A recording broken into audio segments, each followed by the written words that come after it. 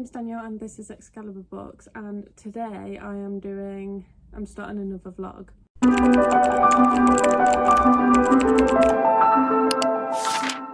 So I need to get through this horror bingo board that I mentioned in my last vlog, and I thought a good theme to do would be to pick books based on their cover, to like judge books on their cover and just read those books that I'm drawn to by the cover. Basically like cover buys I'm going to be picking, and that leaves it quite broad so I can like pick what I want and hopefully try and pick some that will cover the prompts. And the first book that came to mind when I thought of this was The New Soul Jelly Massacre by Cho Yeon, because I literally brought this book for this cover. I think it's so weird and I just love the illustration style of it. This is obviously translated from Korean. I have made I'm 30 pages in so far, so I've not made much, but it's given me very much like, if you've ever watched Squid Games, like in the recent series they're in like a theme park for like the start of like an episode, and it's really reminded me of that. And I don't know if that's because they're both Korean, but it might be, that's why it's reminded me of it. I've not got much to say on this so far. I'll update that when I've made some progress into it. I'm excited to have this broad prompt where I can, or theme where I can just basically just pick stuff with nice covers. Hopefully good covers means good contents of the book, but we'll see if that's true.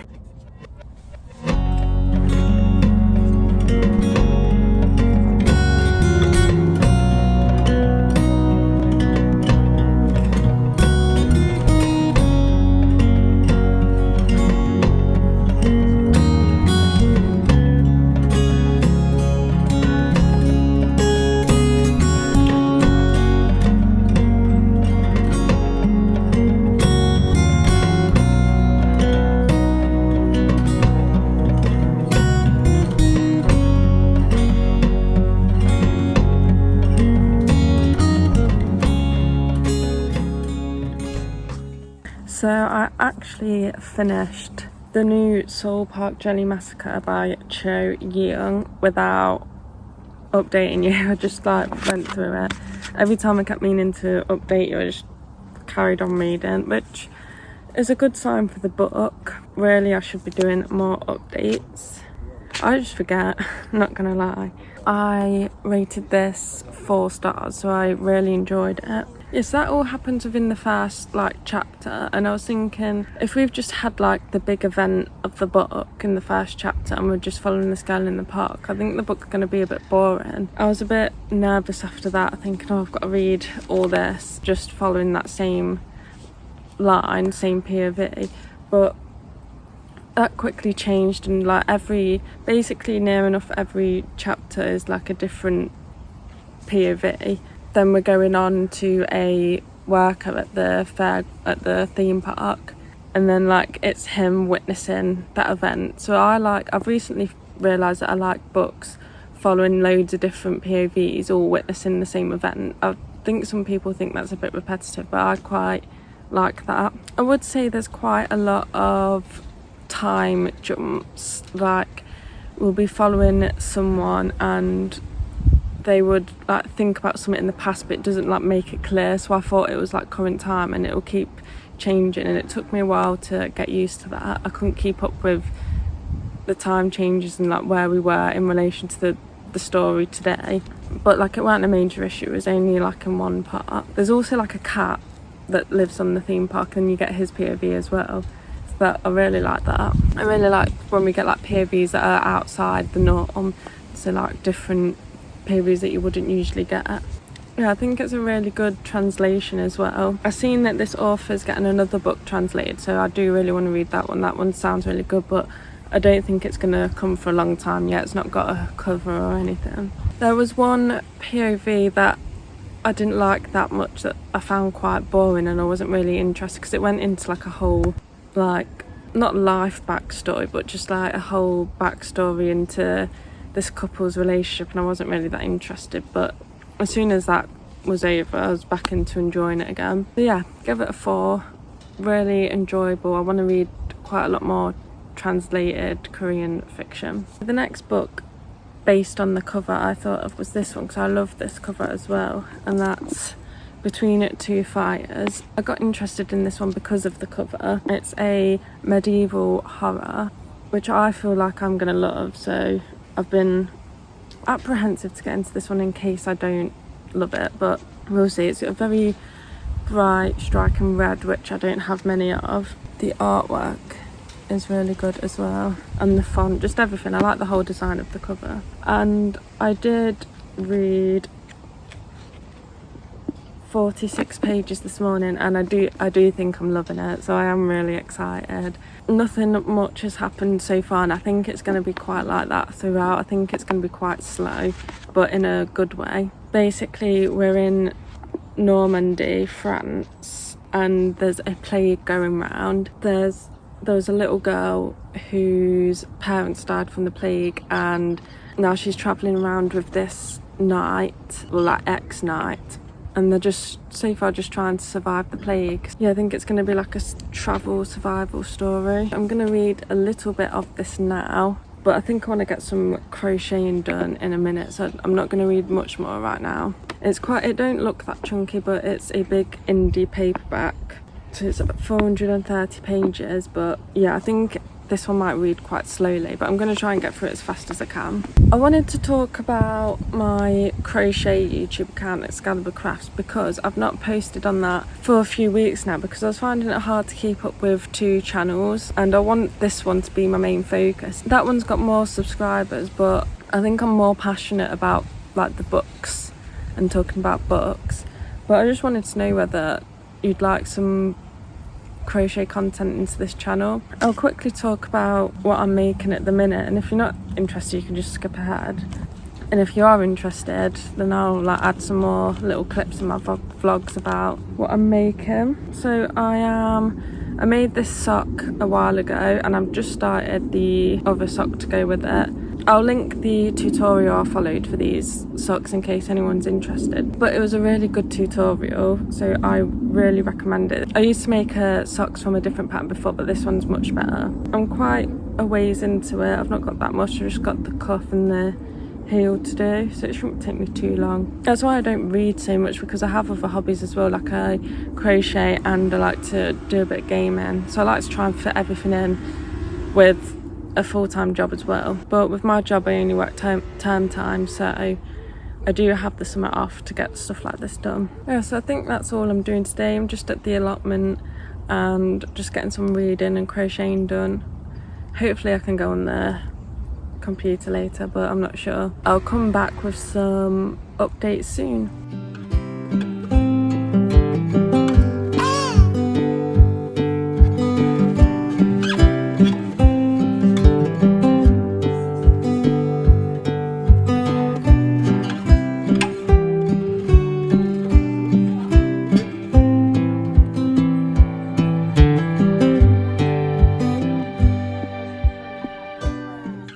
So I'm actually going to do an update for once.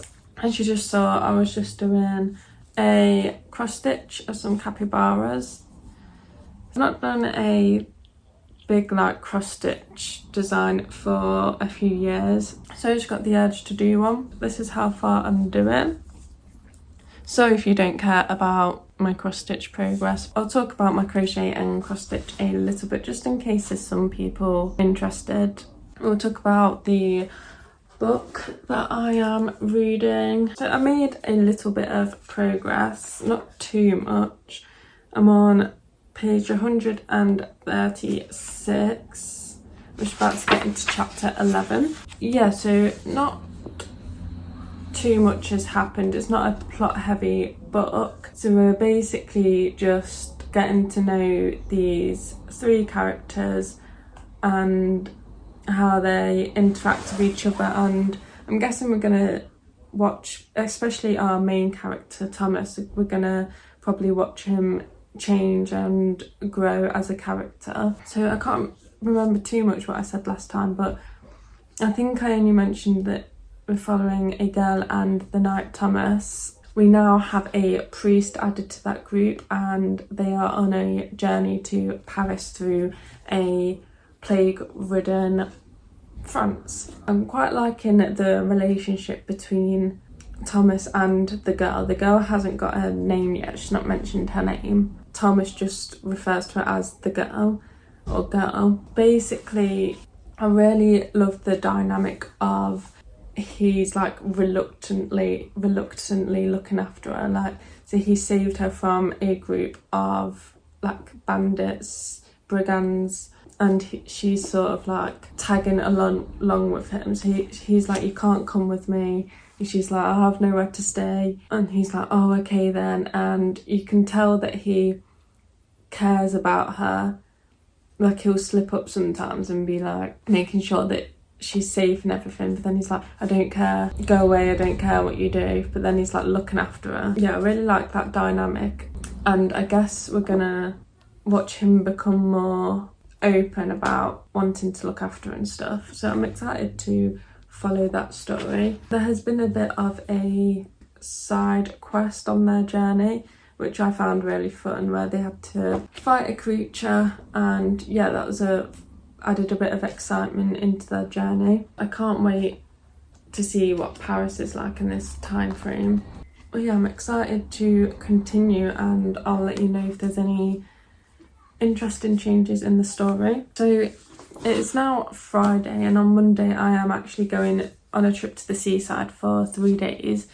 So I'm not going to finish this book before then. So I guess I'll take this vlog on to that trip. So you'll probably see some clips from there later on in the video. And then I think I might just finish this book in this video, because it's been going on for quite a while now. But we'll see where we're at when I finish this. But I think it's just going to be the 2 books in this vlog, which is a shame, but it's taken me a bit to get through. So I'm just at the allotment. I have been drying some herbs and stuff to make teas out of. These are all our tomatoes, they've gone massive. I thought I'd show you what I have dried and what I'm going to be drying today.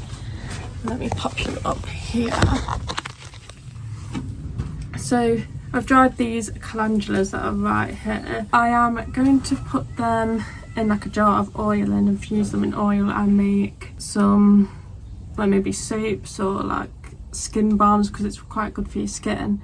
But I'm not going to harvest these today or take them home today because I don't have any oil right now. So I'm just going to leave them here, but I might harvest some more and to dry so I get some more out of the plant, because I don't want them to start like closing up and I'm not going to get many more. I got some sage today that I've dried. I like making the sage and mint tea, so I'm going to harvest some more.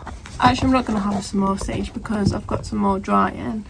I don't know if there's anything else to harvest actually. I've got lots of chocolate peppermint, but I have lots of that at home. I harvested loads of lemon balm because I love lemon balm tea, and I left it all in the polytunnel and forgot about it, and it all went all over dried and basically brown. And now my lemon balm has gone to seed, so I can't harvest any more of that this year, I don't think.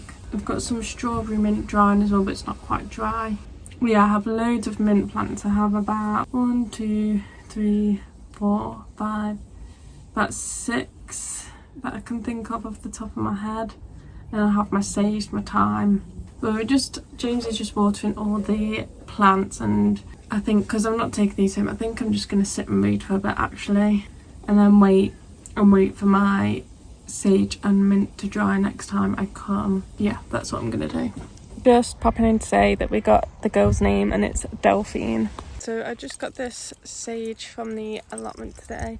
I might make a tea with my tea leaves when I get back and do like a first impressions taste test. So I've made a tea bag with my tea plant leaves out of the allotment. I'm just going to put some water in here.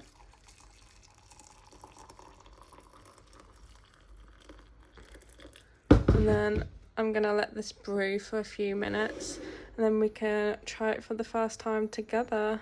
So this has been brewing for 3 minutes. I've left the tea bag in because it's not very dark, I'll show you. This is the colour of the tea right now. It's quite brown. All the other teas I've made using like sage and mint have all been like a green colour. Oh, it has a smell to it. Doesn't smell like tea, but I wanted to make black tea from these tea leaves, but the process of turning it into black tea just looks really complicated and time consuming, so I'm just having it as green tea. Let's give it a sip. It's really hot.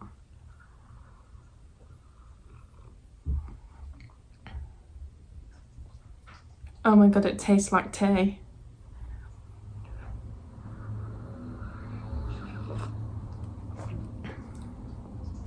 That tastes really good, it tastes like tea. Now I need to harvest it all and dry it all. So we have arrived at our apartment in Norfolk. I thought I'd show you around because it's really small but it's quite nice. So this is where you walk in and this is the kitchen, it's quite nice. Here's the seating area here. There's James. This is the bedroom. There's our bags and stuff, but yeah, it's quite small. The toilet's just through there.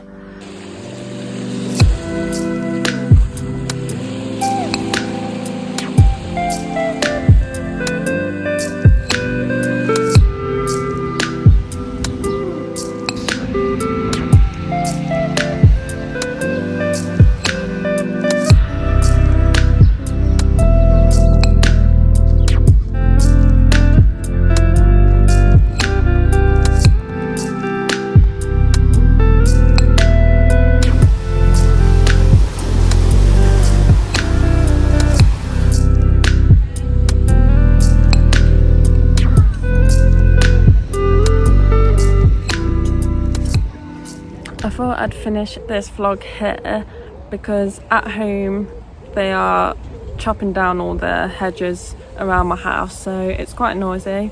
Hopefully it's not too noisy here. That polytunnel does make a bit of a creak, but I'm sure it'll be fine.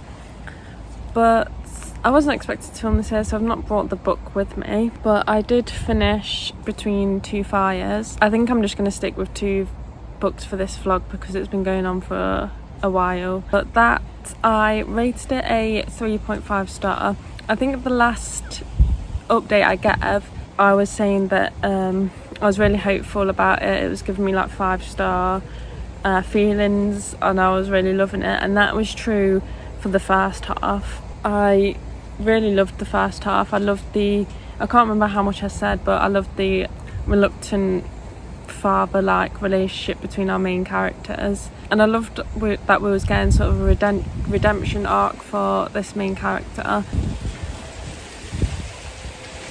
About halfway through, the story took a different, like it changed routes a bit, and I didn't like where it was going. We got I knew most historical books have a heavy religious aspect to it because obviously it was a big thing in medieval times, but we got a supernatural element within that, and at first I thought I'd like the supernatural because it got hinted in the first half, but I didn't like not how it was handled, just how it went. Like, it wasn't done badly, I just didn't like how it was done. And there was a lot of dream sequences. I actually hate reading dream sequences, and this was very often after the second half that it was happening. They were very confusing, they were very weird sometimes in a good way, like the weird parts, but they were just really confusing. They were really often, we was getting some like flashbacks that got a bit confusing. I liked having the flashbacks to like flesh out the characters more, but I just think it was a bit too often. If it stayed on the same vein as the first half and we didn't have the dream sequences and there was just a bit of supernatural, like the supernatural like horror was just a different supernatural horror, I would have loved it and it would have been 5 stars. But yeah, it just went in a different direction that I didn't want it to take. I'm excited to read more of his horror, medieval horror, to see if they like go sort of a different way, because if they do, they're set up to be like 5 stars. So yeah, I'm excited for that. Gave that a 3.5 stars, I can't remember if I said. Also, I made this crochet dress. I think it's quite cute. Can't see it properly, but it's like a baby doll dress. I think it's one of my most favourite things that I've made so far. If you're interested in the crochet content, currently I'm making a blanket, like a little patterned blanket, which is cute. So I think we learnt that, I don't think we really learnt anything because we had one 4-star book and one 3.5-star book. So I think we're going to have to do a part 2 of this, judging books by their cover vlogs, to see if we can get some definite bad ones and definite good ones. I think the new Soul Jelly Tart Massacre book reflected the cover. That's all we've got to talk about today, and I'll catch you next time I upload a video. Thank you, bye.